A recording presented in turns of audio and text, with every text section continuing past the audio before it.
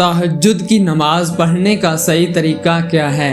बहुत से लोग नहीं जानते। अक्सर लोग तहज्जुद की नमाज पढ़ते तो हैं, लेकिन चंद एक गलतियां करते हैं। तहज्जुद की नमाज की नीयत कैसे करेंगे?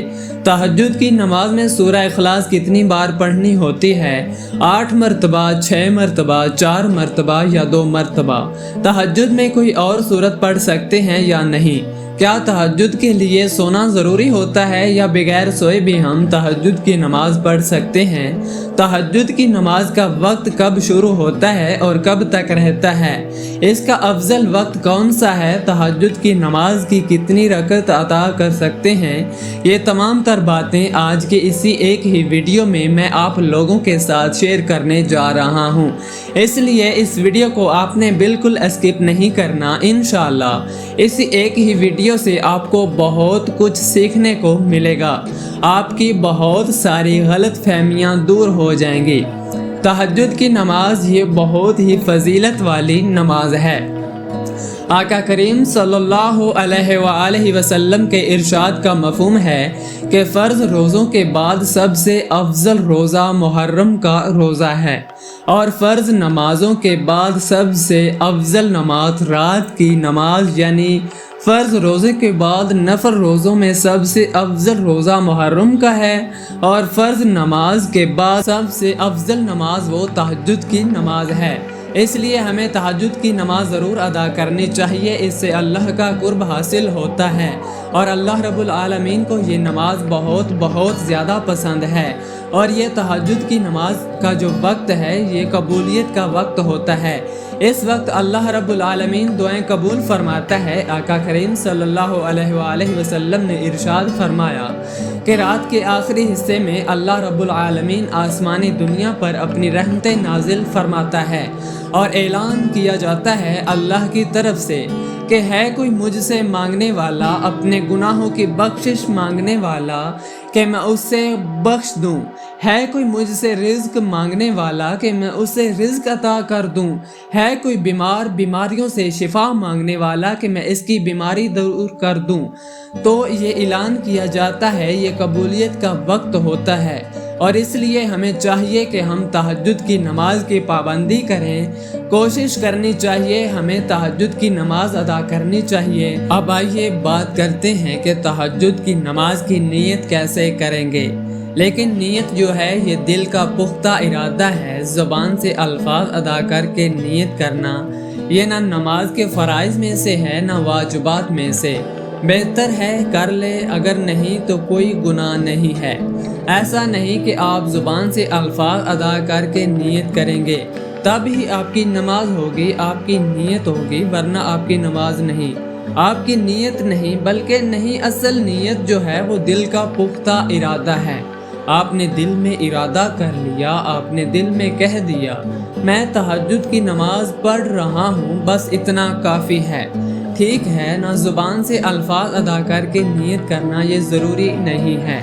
आप नीयत करें कि मैंने 2 रकात नमाज तहज्जुद की नीयत की वास्ते अल्लाह तबारक व तआला के मुँह मेरा खाना काबा शरीफ, अल्लाहु अकबर। इसके बाद आप नमाज शुरू करेंगे।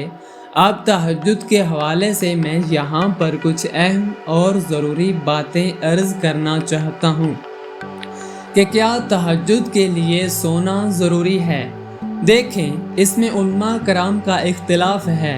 बाज़ उलमा फरमाते हैं कि इसके लिए सोना ज़रूरी नहीं है और बाज़ फरमाते हैं कि इसके लिए सोना ज़रूरी है। असल जो है वो तहज्जुद की नमाज बेदार होने के बाद जो नमाज अदा की जाए वो तहज्जुद की नमाज है। जो उलमा फरमाते हैं इसके लिए सोना ज़रूरी नहीं है, वो भी यही कहते हैं कि अफजल ये है कि सोकर बेदार होकर, नींद से बेदार होकर तहज्जुद की नमाज अदा की जाए। अगर आपको नींद नहीं आती या आप सोए नहीं हैं तब भी आप तहज्जुद की नमाज पढ़ लेते हैं तो अल्लाह रब्बुल आलमीन आपको तहज्जुद का ज़रूर सवाब अता फरमाएगा। अब यहाँ पर बात करते हैं कि तहज्जुद की नमाज का वक्त कब शुरू होता है और कब तक रहता है। देखें, तहज्जुद की नमाज का वक्त जब आपने इशा के 4 फ़र्ज़ अदा कर लिए, आपके लिए तहज्जुद का वक्त शुरू हो गया اور رات کے کسی بھی حصے میں آپ نیند سے بیدار ہو کر اٹھ کر تہجد کی نماز ادا کر سکتے ہیں، اور اس کا آخری وقت جو ہے وہ طلوع فجر ہے، یعنی جیسے ہی فجر کی نماز کا وقت شروع ہوگا اب تہجد کی نماز کا وقت ختم ہو جائے گا، یعنی عشاء کی نماز کا جب تک وقت ہے تہجد کا وقت بھی ہے، آپ تہجد پڑھ سکتے ہیں۔ ویسے ہی فجر کی نماز کا وقت شروع ہو گیا، عشاء کا وقت ختم ہوگا، اب تہجد کی نماز کا وقت بھی ختم ہو جائے گا، اور اسی طرح اس کا افضل وقت جو ہے وہ رات کا آخری حصہ ہے، یعنی جو سحری کا وقت ہوتا ہے یہ سب سے افضل وقت ہے۔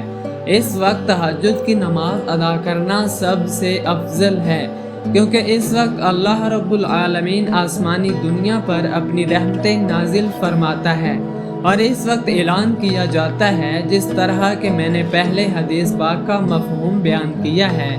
اب ہم بات کرتے ہیں کہ تہجد کی نماز کتنی رکعت ہم پڑھ سکتے ہیں۔ ناظرین، تہجد کی نماز آپ 2 رکعت بھی پڑھ سکتے ہیں، 4 بھی پڑھ سکتے ہیں، 6 بھی پڑھ سکتے ہیں، 8 بھی پڑھ سکتے ہیں، اسی طرح 12 رکعت بھی نبی کریم صلی اللہ علیہ وآلہ وسلم سے ثابت ہے۔ آپ کے پاس وقت زیادہ ہے، آپ 6 رکعت پڑھ لیں، 4 پڑھ لیں، 8 پڑھ لیں، اسی طرح 12 بھی پڑھ سکتے ہیں۔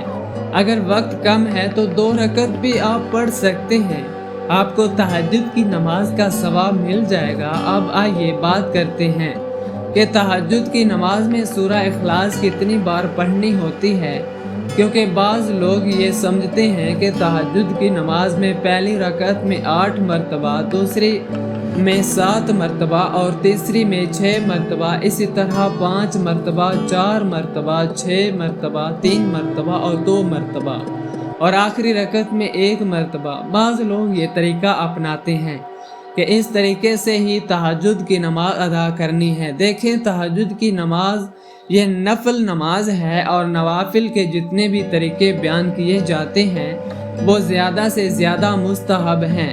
ایسا نہیں ہے کہ اگر کوئی شخص سورہ اخلاص 8 ہی مرتبہ پڑھے گا پہلی رکعت میں تو تب ہی نماز ہوگی، ورنہ نہیں ہوگی، ایسا بالکل نہیں ہے۔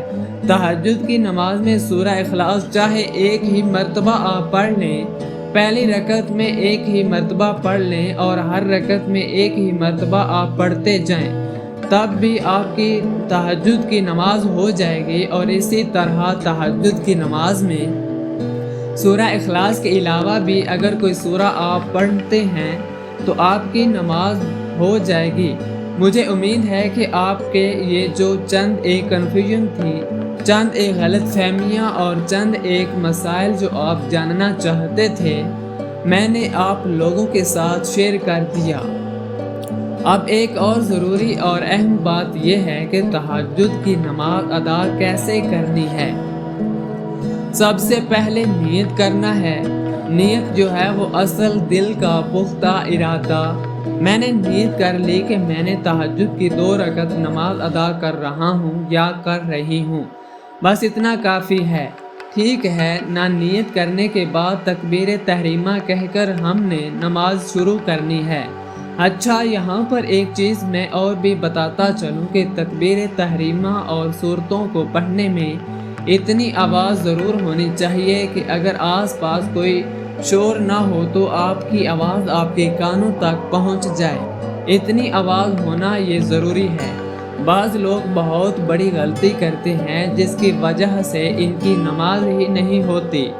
وہ کرتے کیا ہیں کہ ایسے ہی خاموشی کے ساتھ نماز ادا کرتے ہیں کہ نہ تکبیر تحریمہ میں ان کے ہونٹ حرکت کرتے ہیں، نہ سورہ فاتحہ پڑھتے ہوئے ایسے ہی خاموشی کے ساتھ پوچھا جائے تو بولتے ہیں کہ ہم دل ہی دل میں پڑھ رہے تھے۔ یاد رکھیے گا کہ اس طرح نماز نہیں ہوتی۔ تکبیر تحریمہ یہ نماز کے فرائض میں سے ہے، یعنی الفاظ ادا ہونے چاہیے اور اتنی آواز ہونی چاہیے کہ آپ کے کانوں تک آپ کی آواز پہنچ جائے۔ اگر آس پاس شور نہیں ہے اور سورہ فاتحہ اور اسی طرح اور سورہ، یہ تمام چیزیں اتنی آواز میں ضرور پڑھنی چاہیے کہ آپ کے کانوں تک آپ کی آواز پہنچ جائے۔ دل میں ہی جو پڑھتے ہیں ان کی نماز نہیں ہوتی، یہ بہت بڑی غلط فہمی ہے۔ اس کو دور کرنا چاہیے۔ ہم نے تکبیر تحریمہ کہہ کر نماز شروع کرنی ہے اور بقیہ نماز دیگر نمازوں کی طرح ادا کرنی ہے۔ یہ تہجد کی نماز پڑھنے کا بالکل آسان سا طریقہ ہے، ٹھیک ہے نا؟ اس میں ایسا نہیں ہے کوئی خاص صورتیں پڑھی جاتی ہیں، اس کے پڑھنے کا کوئی خاص طریقہ ہے، ایسا بالکل نہیں۔ جس طرح 2 رکعت ادا کی جاتی ہے، اس طرح تہجد کی نیت سے 2 رکعت کر کے آپ جتنی رکعت پڑھنا چاہیں آپ پڑھ سکتے ہیں۔ مجھے امید ہے کہ آپ کو میری باتیں سمجھ آ گئی ہوں گی۔ اللہ تعالی ہم سب کو سمجھ کی توفیق عطا فرمائے۔ اگر اس ویڈیو سے آپ نے کچھ بھی سیکھا ہو یا آپ کو کچھ بھی سیکھنے کو ملا ہے تو کمنٹ کر کے ضرور بتائیے گا۔ ویڈیو پسند آنے کی صورت میں لائک اور شیئر کرنا بالکل نہ بھولیے گا۔ ناظرین، کمنٹ باکس میں اللہ کے 99 ناموں میں سے ایک نام ضرور ٹائپ کریں۔ ملتے ہیں نیکسٹ ویڈیو میں۔ خدا حافظ۔ اگر آپ کو یہ ویڈیو پسند آئی ہو تو اس ویڈیو کو لائک اور ہمارے اس چینل نور ایمان آفیشیل کو سبسکرائب کریں۔ شکریہ۔